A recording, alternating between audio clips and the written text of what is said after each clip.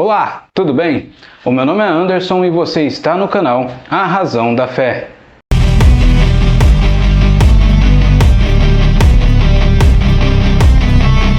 Nós acabamos de sair do mês de outubro, um mês em que os cristãos celebram a Reforma Protestante. Aquele acontecimento do século XVI que buscou restaurar, que buscou considerar de novo aquilo que estava contido no início, nos primórdios da fé cristã.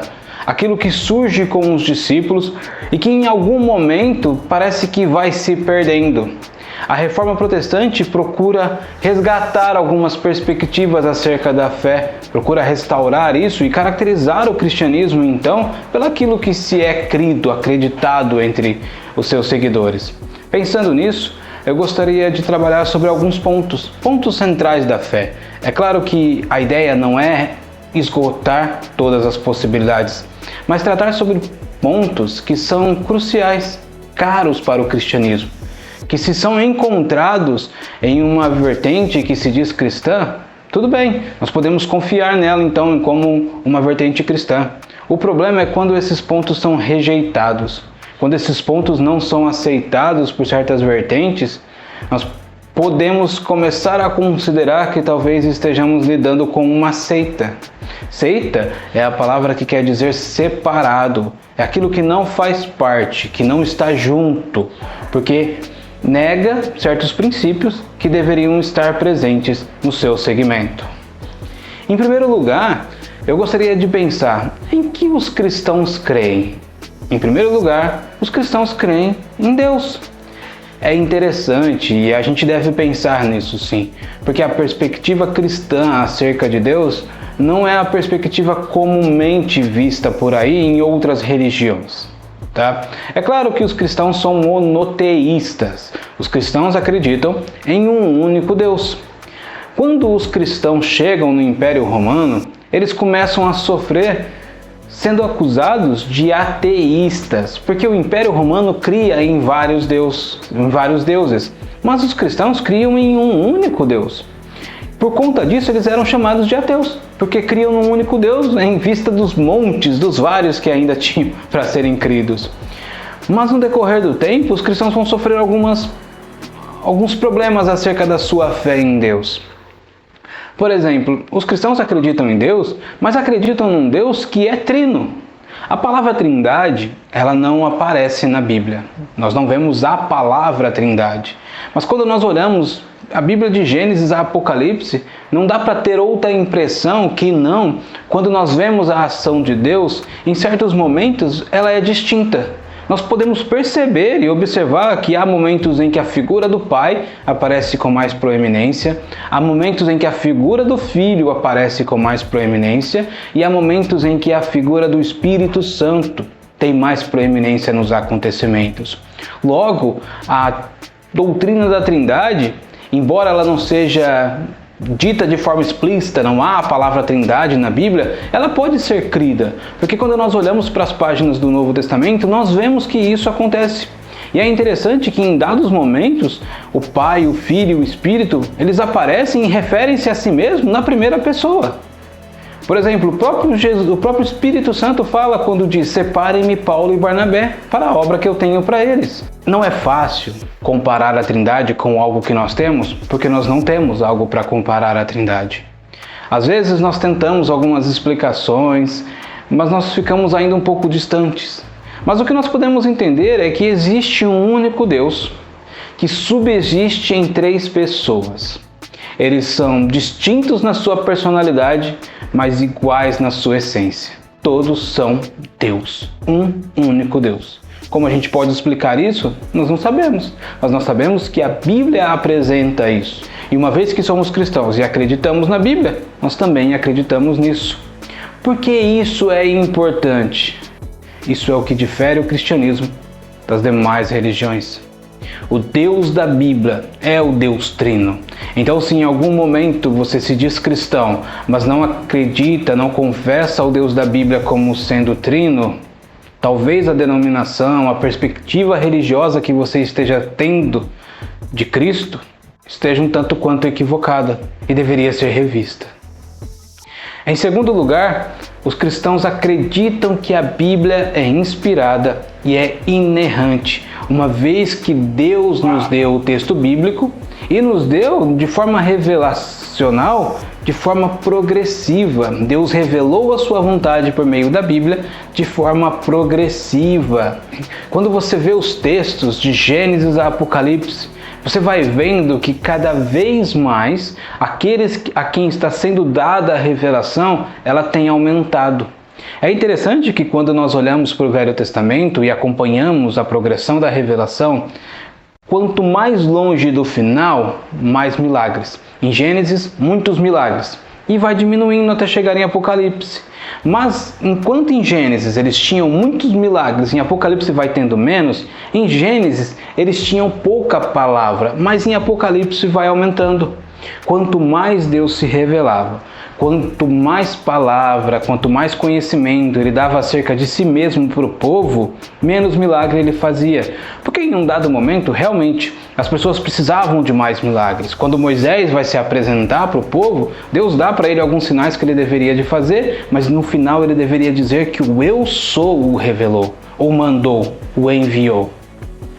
Isso é interessante, porque quanto mais Deus revela acerca de si mesmo, menos nós precisamos de sinal. Por isso nós falamos de fé. Agora, nós temos que entender uma questão. A Bíblia é tida pelos cristãos como a palavra de Deus. Quando nós pensamos na questão de inspiração, a palavra usada ali é uma palavra que quer dizer soprado. O original do grego quer dizer soprado. Então Deus inspirou os escritores do Velho e do Novo Testamento, Deus soprou para que eles escrevessem aquilo que Deus queria que eles escrevessem. Por isso a revelação é progressiva. Deus vai dando um pouco, Deus dá mais, até que Deus dá o suficiente de conhecimento. Porque Deus queria realmente que a religião fosse como ele gostava, como ele quisesse, a adoração, o culto. Então no Velho Testamento ele dá princípios de como isso deve acontecer. Mas em todo momento ele vai fazendo isso, em algum momento se desdobrando para cair em Cristo. Então no Velho Testamento ele dizia que tinha que ter um cordeiro sem defeito e que esse cordeiro deveria ser sacrificado. Por isso Jesus vai ser chamado de Cordeiro de Deus, porque ele não tinha defeito, não cometeu pecado e ele se sacrificou pelo povo. Olha que interessante. Então nós olhamos para o texto da Bíblia, de Gênesis a Apocalipse, vemos que Deus vai se revelando, cada vez dando mais conhecimento, até que culmina num ponto em que ele faz a revelação necessária, que era Jesus. Por que isso é importante? Nós entendemos até então que os textos que estão na Bíblia são o suficiente. Nós não precisamos de mais. Porque entendemos que o próprio Deus os deu. E a forma como eles foram sendo escolhidos era por meio de princípios. Por exemplo, a autoridade apostólica dos textos, aquilo que a igreja aceitava como revelado, entende? Então, quando nós escolhemos, quando os concílios foram acontecendo, melhor dizendo, eles consideravam essas questões. Quem havia escrito? O que a igreja via daqueles textos? Posteriormente, alguns textos foram sendo descobertos e algumas coisas parece que faziam sentido, mas quando a gente olha para o compêndio todo e comparamos com os livros que já estão lá, a gente vê que não era necessário. Os 66 livros que compõem a Bíblia eram mais do que necessários, nada além disso. O cristianismo é uma religião. É claro que o cristianismo é uma religião. Qualquer cristão que diga que não, porque nós estamos institucionalizados, nós funcionamos num prédio comumente, nós temos uma perspectiva de culto, nós temos uma certa doutrina na adoração. Então o cristianismo é uma religião. Mas uma vez que é uma religião, nós procuramos nos ater àquilo que a Bíblia diz, porque nós entendemos que há formas de religião. E a forma que o cristianismo procura adotar de religião é aquela em que a Bíblia propõe como sendo a correta. Nós temos Jesus no centro da adoração cristã. Qualquer outra coisa que esteja no centro da adoração cristã toma o lugar de Cristo e deixa de ser uma religião caracterizada como verdadeira. Se Jesus não é o centro da adoração, qualquer outra perspectiva de religião que não tenha Jesus vai ser tratada pela Bíblia como errada, uma vez que o próprio Jesus admitiu ser o caminho, a verdade e a vida. Ele está outorgando para si mesmo, chamando para si a responsabilidade de ser a única forma que deveria ser realmente adorada e a única forma de religião. Por que isso é importante? Porque qualquer outra coisa fora disso nós podemos chamar de seita. Se Jesus não é o centro, se adoram outra coisa que não seja Deus por meio de Jesus, isso é uma seita. Um outro ponto caro para o cristianismo é que Jesus ressuscitou.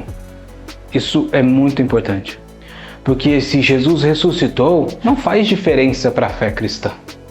Nós não deveríamos nem considerar a fé cristã, mas se Jesus ressuscitou, ele vindica tudo o que ele disse e fez acerca dos 3 anos de ministério e também estendido para toda a sua vida. Ele realmente ressuscita, então ele realmente comprova a sua divindade, ele comprova que as suas palavras, aquilo que ele dizia, era verdade. Por que isso é importante? Algumas instituições, que até mesmo se apresentam como cristãs, dizem que Jesus não ressuscitou. E que na verdade nem é importante se ele ressuscitou. O que importa é se Jesus realmente ressuscitou no seu coração. Isso incorre num erro drástico, porque aquilo que nós cremos é uma grande mentira. Se Jesus não ressuscitou, Paulo vai dizer isso: nós somos os mais miseráveis, homens dignos de compaixão do mundo, porque pregamos uma mentira. Mas se Jesus ressuscitou, verdadeiramente nós podemos crer nisso e sermos salvos. Essa ideia de que Jesus deve ter ressuscitado no seu coração é uma grande falácia. É uma grande mentira que incorre em erros que deturpam outras perspectivas do cristianismo. Por exemplo, Jesus ser Deus. Então é importante que Jesus tenha ressuscitado. Os milagres de Jesus também aconteceram. Algumas pessoas vão dizer que, na verdade, Jesus era um bom homem, alguém que ensinava acerca da moral, algo que deveria ser crido, deveria ser atendido, deveria ser acatado, pois o que Jesus ensinava acerca da moralidade, de boa conduta, era bonito.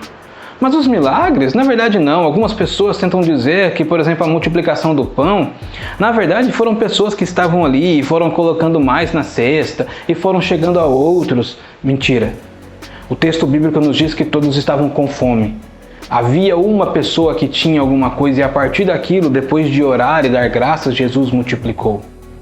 Os milagres de Jesus acontecem porque em algum momento ele precisava mostrar acerca daquilo que ele estava falando. Os milagres, na verdade, servem para comprovar quem Jesus era. Em alguns momentos, você vai ver no texto do Novo Testamento que as pessoas queriam usar Jesus e os seus milagres para benefício próprio. É interessante que Jesus faz vários milagres. Ele começa transformando a água em vinho e depois, em algum momento, os milagres diminuem de forma drástica, dramática, tanto que aqueles que seguiam Jesus deixam de fazer isso depois de um período. E aí, Jesus, perdendo alguns seguidores, contesta aos discípulos: vocês também não vão? E Pedro diz: para onde nós iremos, Senhor? Só o Senhor tem as palavras de vida eterna. Porque os milagres de Jesus diminuíram, ele perdeu os seguidores. Dizer que os milagres foram inventados, na verdade só para dar alguma credibilidade a Cristo, é dar um tiro no pé. Porque o texto do Novo Testamento mostra que quando ele deixou de fazer milagre, ele perdeu os seguidores. Por isso você pode acreditar que os milagres de Jesus aconteceram. E a igreja toda tem contado a sua história através disso. Os discípulos assumiram a posição em que eles poderiam morrer por causa de Cristo, porque eles haviam visto o milagre da ressurreição. Não havia o que se perder, não havia o que se temer, porque como Jesus ressuscitou, nós também ressuscitaremos um dia.